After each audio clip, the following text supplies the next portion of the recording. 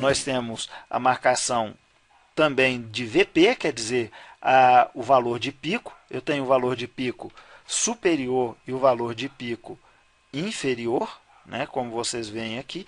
Então, a minha tensão ela varia de mais VP a menos VP. A mesma forma, a minha corrente. Então, essa corrente de pico nós chamamos de I de P. Aqui a defasagem, como foi dita, de 90 graus. VP é o valor de pico que está aqui presente. V de T, ou seja, a expressão da minha tensão na forma trigonométrica seria essa, o valor de pico seno de ômega t. Ômega t mais zero, então não precisa representar. Ou, na forma fasorial, o valor de pico com um ângulo de 0 graus. A corrente vai ser IP, seno de ômega t menos 90 graus. Por quê? Porque ela está atrasada de 90 graus. Ou IP com ângulo de menos 90, como é visto aqui no nosso diagrama fasorial. A reatância indutiva, representada por XL, é a medida da oposição que o indutor oferece à variação da corrente. Isso nós estamos falando do indutor ideal. Então, não é a oposição devido à perda da energia elétrica na forma térmica, e sim a perda da energia na forma de armazenamento da mesma de campo magnético. XL, então, é o módulo da reatância indutiva, que é dada em ohms. Ohms é o símbolo da resistência. 2π, né, 2 vezes 3,14, enfim. F é a minha frequência. L é o valor da minha indutância da bobina, dada em R's. Ou ainda nós podemos observar XL igual a ômega L, onde ômega é a frequência angular da corrente, dada em radianos por segundo. Lembrando, a relação de ômega para F sendo 2πf. O indutor ideal, então, ele comporta-se como um curto-circuito em corrente contínua. Por quê? Qual é a frequência da corrente contínua?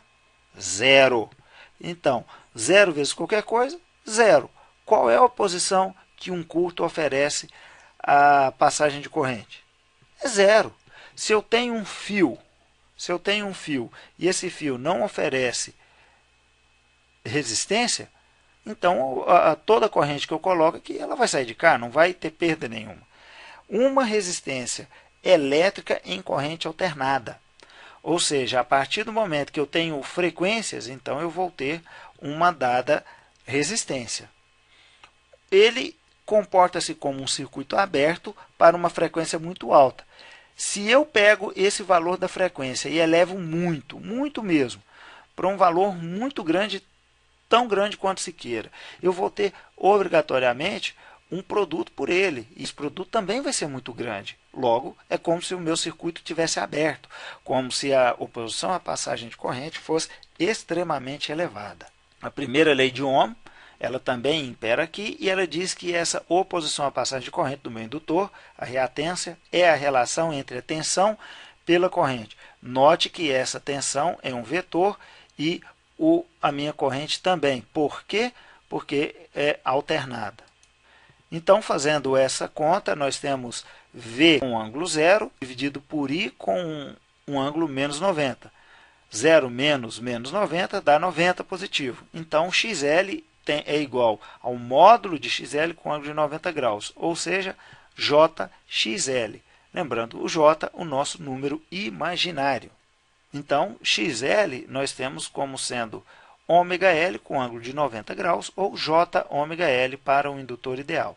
A reatância indutiva de um indutor ideal tem fase sempre igual a 90 graus, ou seja, na forma polar. Ou somente parte imaginária positiva, forma cartesiana. Muito bem. Lembra quando nós falamos do número real e do número imaginário?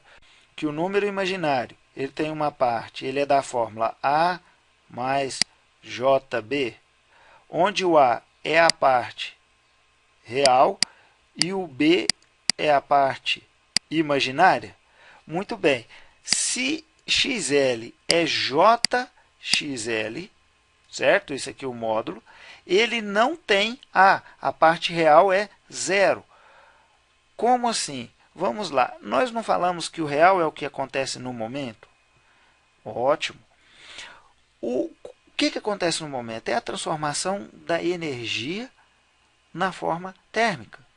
Nesse caso, o ideal ele não tem essa transformação, então a parte real é nula. O que ele vai fazer é armazenar a energia para ser gasta depois. Quer dizer, o que eu vou gastar vai estar no meu imaginário, por isso eu tenho uma parte imaginária positiva no meu formato cartesiano.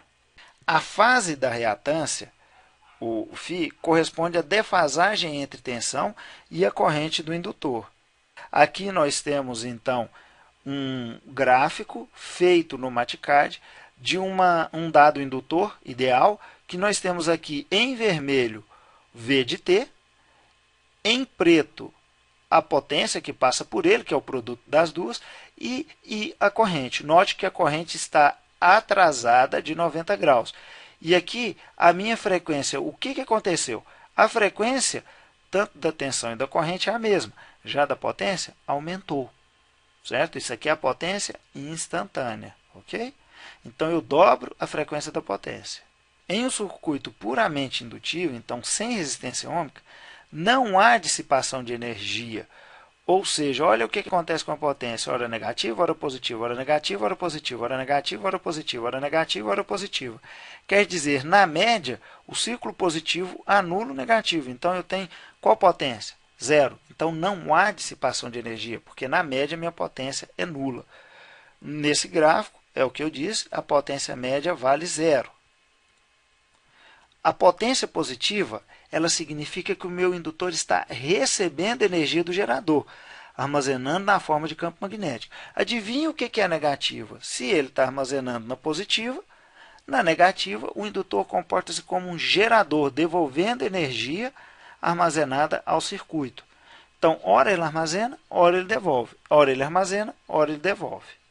Desta forma, a energia é sempre trocada entre o gerador e o indutor, não havendo dissipação de potências, não há perdas, isso no indutor ideal.